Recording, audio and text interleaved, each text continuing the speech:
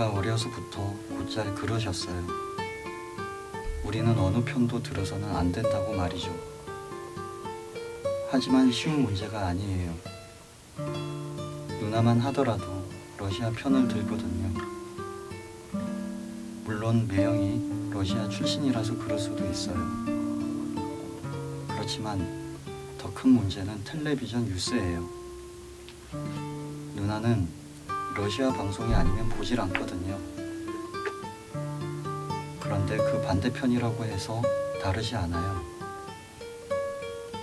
우크라이나 사람은 우크라이나 뉴스만 보니까요. 사실 부모님 얘기가 틀린 건 아니죠. 올렉산드로 부모의 말처럼 조심해서 나쁠 건 없었다.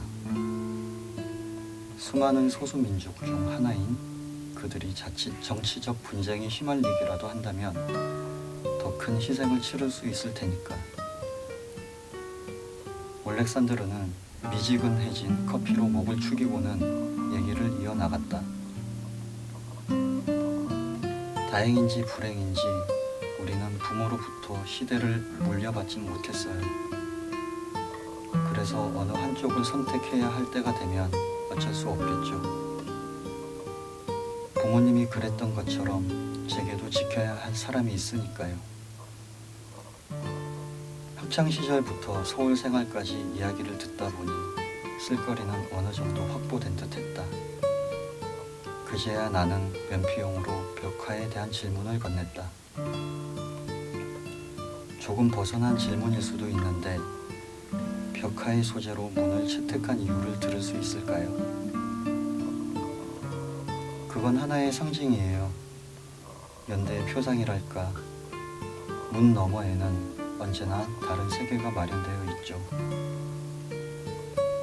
사람들에게 새로운 출구가 있다는 희망을 보여주고 싶었거든요. 내심 올렉산드르의 입에서 그와 같은 상투적인 답변이 나오지 않을까 짐작했다. 그렇다고 해도 나는 편집장의 요구에 맞게 적당히 편집할 계획이었다. 그런데 올렉산드르는 이런 얘기는 기사로 내보내기엔 적합하지 않을 것 같다며 마른 입술을 잘근 씹었다. 괜찮다고 하자 올렉산드르는 가느다란 신음을 내뱉고선 카페 유리문 너머를 물끄러미 바라보더니 입을 열었다. 전략이었어요. 나는 뒤통수를 한 대 얻어맞은 듯 했다. 미술에 식견이 없던 나로서는 그게 회화적 전략을 말하는 건지 아니면 다른 걸 의미하는 건지 이해할 수 없었다. 그런데 올렉산드로가 벽화에 대해 꺼낸 얘기는 그뿐만이 아니었다. 잘 찾아보면 서울 어딘가에도 있을걸요. 키이우를 오가려면 그 편이 더 빠르기도 하고요. 올렉산드로는 아리송한 미소를 지었다. 그때 내 표정은 어땠을까? 올렉산드로와 내가 서로 유머 코드가 맞지 않다는 건 확실했다. 내 머릿속에선 어느덧 그 얘기에 비금을 긋고 있었다. 대신 올렉산드로부터 받은 작업 사진 일부를 지면에 채워넣을 심산이었다. 나는 얼기설기 질문을 건네다가 서둘러 인터뷰를 갈무리했다. 들어야 할 이야기는 이미 충분히 들은 것 같았다. 올렉산드르는 인터뷰 말미에 휴대폰을 꺼내어 다시 한번 나탈리아와 태아의 사진을 보았다. 그의 입가에 미소가 만연했다. 원고를 검토하던 편집장은 몇몇 문장에 손을 댔지만 그럭저럭 흡족해 하는 듯 했다. 독자의 반응도 썩 나쁘진 않았다. 잡지가 발간되자 몇몇 독자로부터 올렉산드르의 후속 기사를 써달라는 메일을 받기도 했다. 나는 때가 되면 다시 취재를 하겠다고 답장을 보냈다. 하지만 정작 올렉산드르를 다시 만난 건 반년이 더 지나고 나서였다. 물론 취재를 위한 만남은 아니었다. 원래 올렉산드르는 이듬해 여름에 학예를 취득해 키우로 돌아갈 계획이었다. 하지만 크리스마스를 앞두고 돌연 학업을 중단하기로 결정한 것이다. 하연과 나는 광화문 인근 카페에서 올렉산드르와 작별 인사를 하기 위해 짧은 만남을 가졌다. 그 무렵 러시아 병력이 국경 근처에 집결해 있다는 뉴스를 봤지만 설마 무슨 일이 벌어질까 싶었다. 별일 없을 거예요. 나는 올렉산드르를 안심시키듯 말했다. 그래야겠죠. 올렉산드르의 목소리는 푸석푸석했다. 아기가 많이 보고 싶었을 텐데 이제 곧 만나겠네요. 하연이 화제를 전환했다. 그러자 올렉산드르는 우리에게 사진을 보여줬다. 하연과 나는 동시에 짧은 감탄사를 내뱉었다. 무슨 꿈이라도 꾸는 건지 아기는 빙글에 미소를 머금은 채 잠자고 있었다. 새록새록 잠든 아기를 보고 있으면 아무런 일도 생길 것 같지 않아요. 올렉산드르는 사진을 보며 말했다. 그럴 거예요. 우리 조만간 다시 만나요. 창너머 광장엔 찬바람이 마른 낙엽을 어지러이 몰고 다녔다. 나는 무연히 하늘을 올려다보았다. 구름이 물살치듯 지나가고 있었다. 아기는 어떤 시대를 물려받게 될까? 문득 그런 생각이 들었다. 하루빨리 따뜻한 봄이 왔으면 싶었다.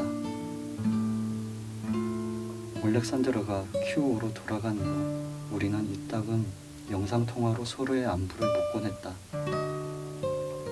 어느 일요일 아침에는 창밖 풍경을 보여주기도 했는데 공원 벤치에 앉아 꼬벅꼬벅 졸고 있는 노인과 강아지와 함께 뛰어다니고 있는 어린아이의 모습이 보였고 어디선가 어렴풋이 새들이 지저귀는 소리도 들렸다.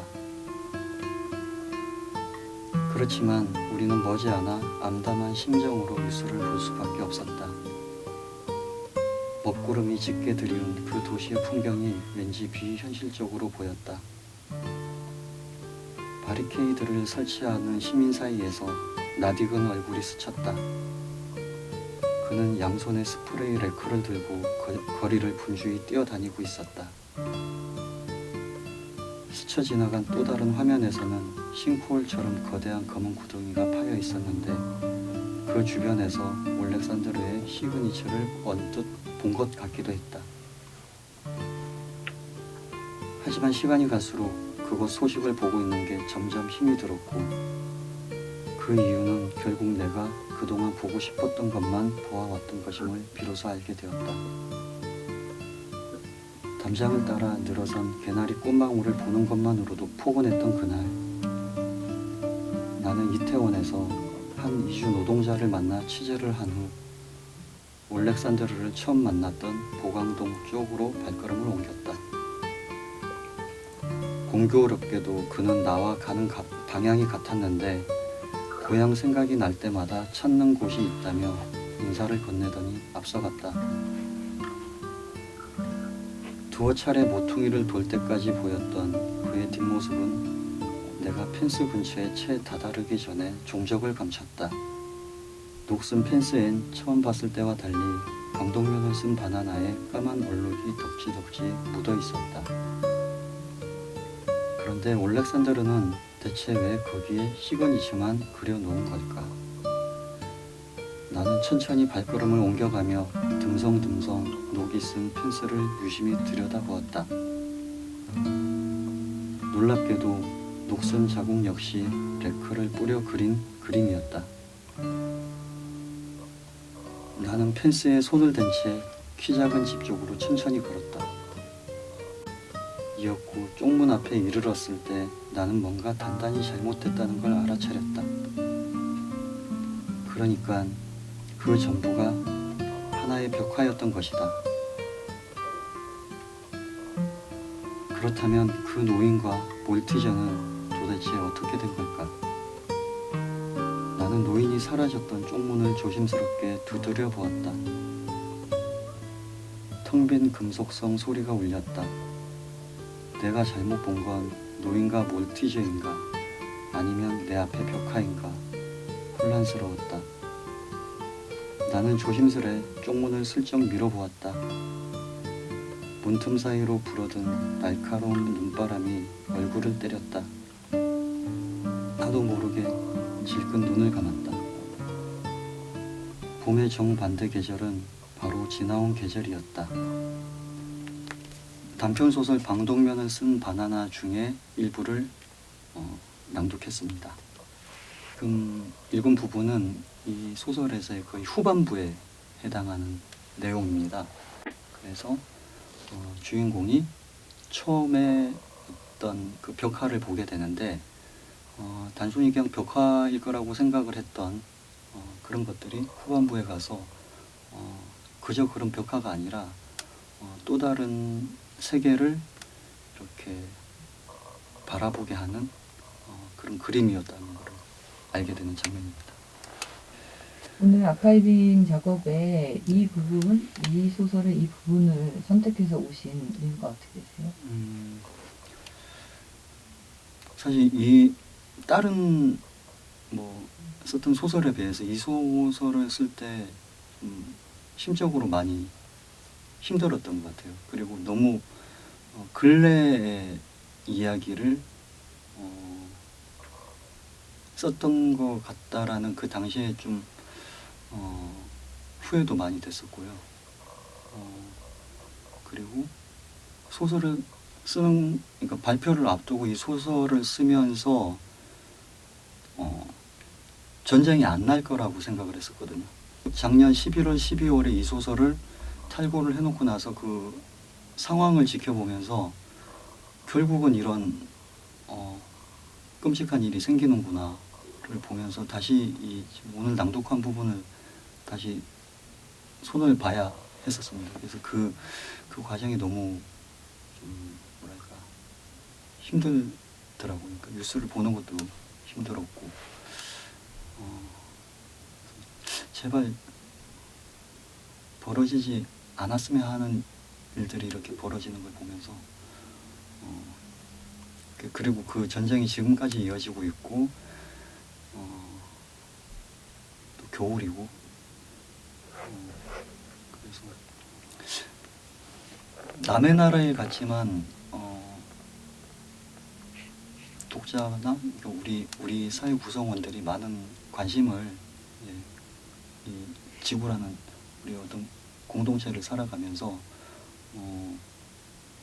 관심을 좀 가졌으면 하는 바람에서 이 텍스트를 선택을 했습니다.